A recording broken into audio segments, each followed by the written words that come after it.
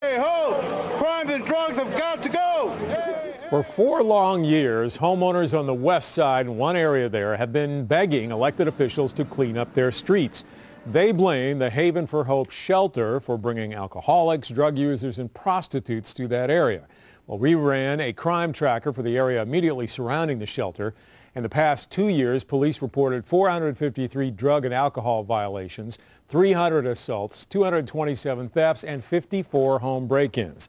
But tonight, News 4 San Antonio's EMILY BAUCUM is breaking the story of a program that might finally solve the crime problem there. It's new tonight at 10. It's an age-old question. How do you help someone who doesn't want help? Well, the county's working to test out a solution that would take the worst offenders off the streets and legally force them into rehab.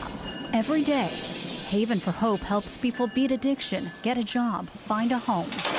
But spend a day on the streets. We've got a lot of strange rules. And you'll find not every homeless person is willing to live clean and follow the strict guidelines required to live on Haven's campus. You go in there, you got to dig in your pocket.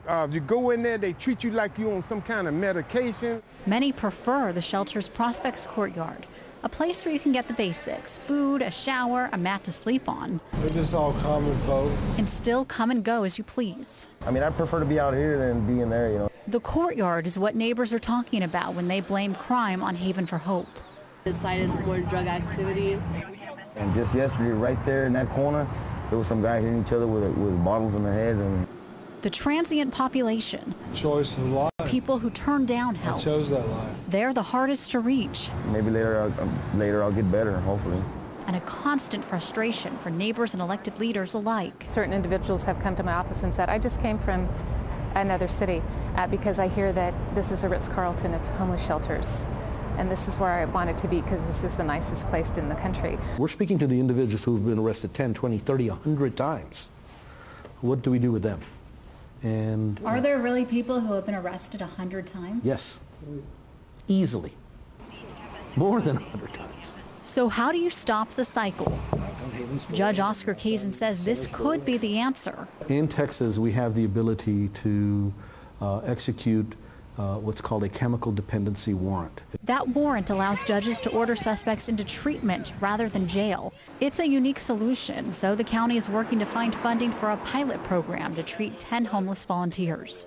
I would much rather throw money at something I know works than hope works. Even a pilot program would cost thousands of dollars, but if forced rehab works, it could free up jail cells and emergency rooms and give even those who choose to be homeless a second chance. And sometimes I feel like giving up because I don't have a friend in the world. Would these people feel the same way on the streets? Haven for Hope supports forced rehab as yet another tool to fight crime. But the shelter told us late this afternoon this is not the only way they're trying to be good neighbors.